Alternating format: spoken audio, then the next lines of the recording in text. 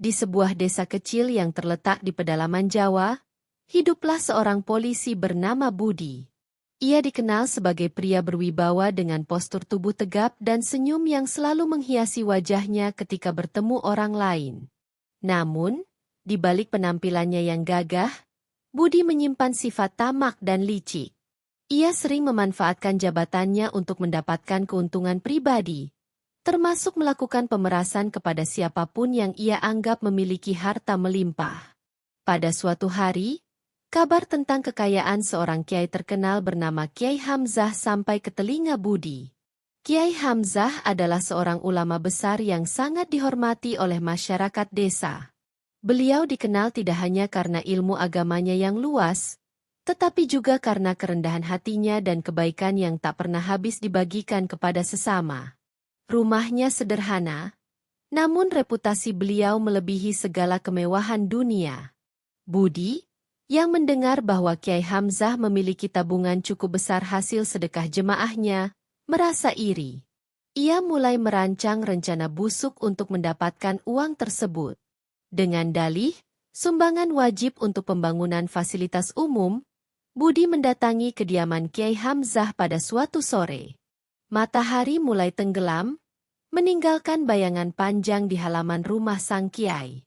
"Assalamualaikum, Kiai." Sapanya dengan nada sopan, meskipun dalam hati ia tertawa licik. "Waalaikumsalam warahmatullahi wabarakatuh," jawab Kiai Hamzah ramah. "Silakan masuk, Nak." Budi duduk di ruang tamu yang sederhana namun penuh aura kesejukan. Di sana, Kiai Hamzah menawarkan secangkir teh hangat. Namun, Budi tidak datang untuk menikmati keramahan sang Kiai. Dengan nada tegas, ia langsung menyampaikan maksud kedatangannya. "Kiai, saya ingin membicarakan soal dana sosial yang katanya dikumpulkan oleh jemaah Kiai untuk pembangunan masjid baru di desa ini. Apakah benar semua dana itu sudah disalurkan?" Kiai Hamzah tersenyum tenang. "Alhamdulillah, semuanya sudah kami salurkan sesuai kebutuhan. Tidak ada sisa, karena apa yang dikumpulkan memang digunakan sepenuhnya untuk kepentingan umum." Namun, Budi tidak puas dengan jawaban itu. Ia tahu bahwa banyak orang memberikan sedekah sukarela kepada Kiai Hamzah tanpa mencatatnya secara resmi. Maka, dengan nada lebih keras, ia berkata, "Kiai, sebagai wakil negara, saya harus memastikan tidak ada penyelewengan dana. Saya harap Kiai bisa bekerja sama dengan baik. Kalau tidak, mungkin saya harus membawa masalah ini ke ranah hukum." Mendengar ancaman itu, Kiai Hamzah hanya diam sejenak. Ia menatap Budi dengan mata penuh kasih sayang, seolah-olah melihat jiwa muda yang tersesat. "Anak muda," katanya pelan, "aku tahu apa yang kamu cari. Tetapi ingatlah, kekayaan dunia tidak akan pernah membawa kebahagiaan abadi. Jika kamu terus mengejar harta dengan cara seperti ini, kamu hanya akan menambah beban dosamu sendiri." Budi tertawa sinis. "Cukup, Kiai. Aku tidak butuh nasihatmu.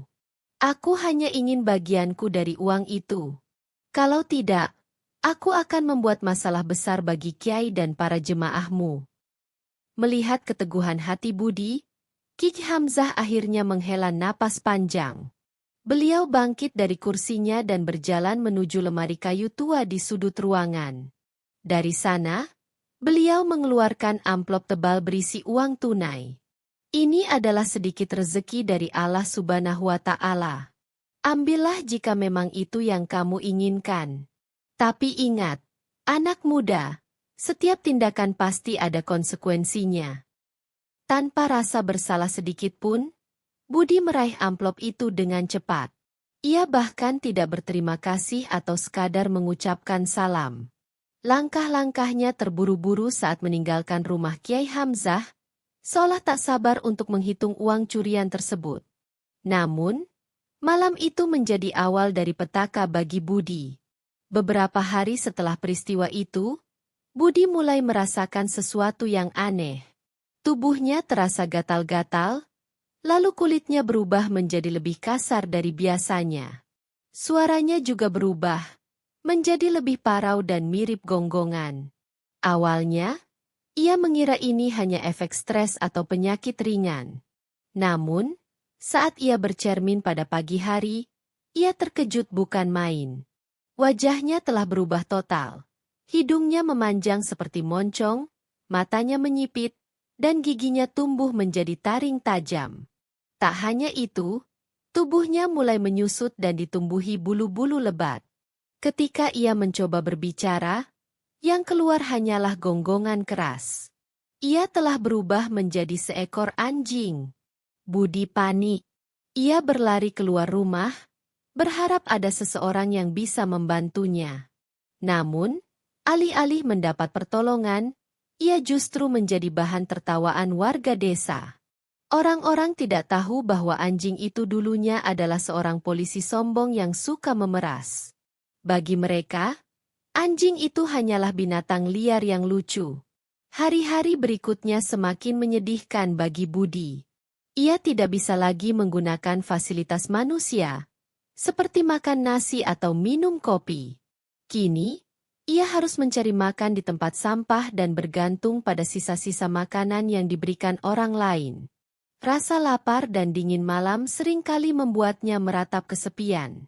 Namun, yang paling menyakitkan adalah ketika ia melintas di depan rumah Kiai Hamzah. Sang Kiai, yang mengetahui bahwa anjing itu adalah Budi, hanya menatapnya dengan pandangan penuh iba. Tanpa sepatah kata pun, Kiai Hamzah memberikan sepotong roti kepada Budi. Saat itu, Budi merasa sangat malu. Ia ingin menangis, tetapi tubuhnya yang sekarang hanya mampu mengeluarkan air mata kecil tanpa suara. Waktu berlalu, dan Budi semakin terbiasa hidup sebagai anjing. Meski begitu, rasa penyesalan terus menghantuinya setiap malam. Ia sering terbangun dari tidurnya dengan gambaran masa lalunya yang hitam. Ia ingat bagaimana ia menyalahgunakan kekuasaannya, memeras orang-orang tak berdosa, dan mengabaikan nilai-nilai moral yang seharusnya ia junjung tinggi sebagai seorang polisi. Suatu hari, Budi mendengar cerita dari dua anak kecil yang sedang bermain di dekatnya. Mereka membicarakan Kiai Hamzah dan keajaiban-keajaiban yang pernah dilakukan beliau. Salah satu anak berkata, katanya, kalau kita benar-benar menyesali kesalahan kita dan meminta maaf kepada Allah, beliau bisa membantu kita mendapatkan ampunannya. Kata-kata itu terngiang-ngiang di kepala Budi. Meskipun ia tidak tahu apakah Kiai Hamzah masih mau membantunya, ia memutuskan untuk mencoba. Setiap malam, ia berdoa dengan sepenuh hati, meskipun doanya hanya berupa lolongan lemah yang sulit dimengerti. Akhirnya, pada suatu pagi, Budi kembali mendatangi rumah Kiai Hamzah. Kali ini, ia tidak datang dengan niat buruk, melainkan dengan hati yang hancur dan penuh penyesalan. Ia duduk di halaman rumah sang Kiai, menundukkan kepala rendah-rendah, dan menggonggong pelan sebagai bentuk permohonan maaf. Kiai Hamzah keluar dari rumahnya dan melihat Budi. Beliau tersenyum tipis, lalu berkata, "Aku sudah menunggu saat ini, Nak.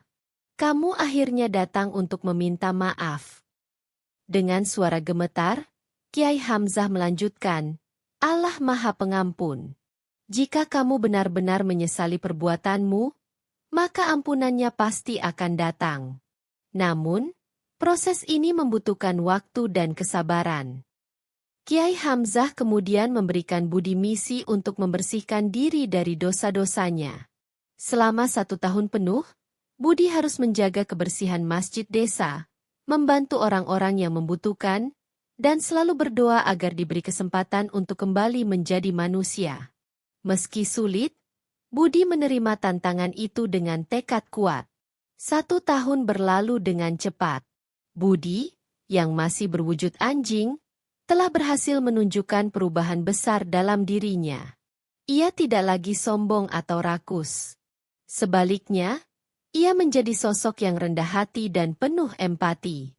Warga desa mulai menyukai kehadirannya, bahkan banyak yang merasa terbantu olehnya. Pada malam terakhir tahun itu, Budi kembali mendatangi rumah Kiai Hamzah.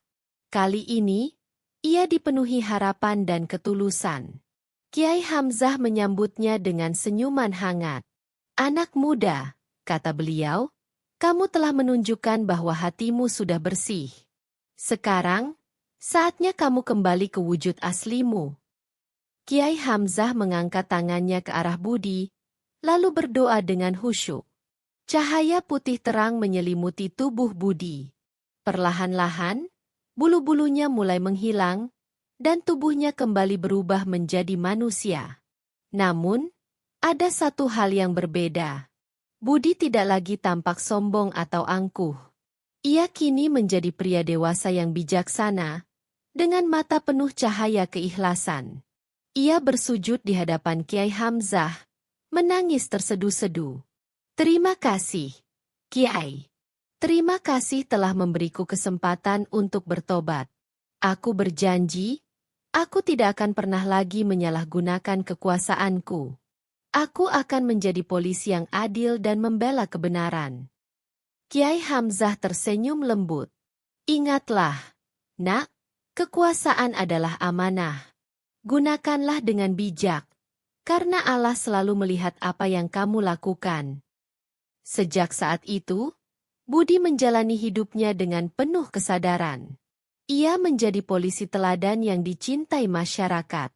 Kisahnya tentang kutukan yang dialaminya menjadi pelajaran bagi semua orang di desa tersebut, bahwa kesombongan dan keserakahan hanya akan membawa petaka, sementara ketulusan dan tobat dapat membuka pintu ampunan. Dan begitulah, cerita tentang polisi yang menjadi anjing itu terus diceritakan dari generasi ke generasi, sebagai pengingat bahwa setiap tindakan pasti ada konsekuensinya, serta pentingnya menjaga hati dan pikiran agar selalu lurus di jalan.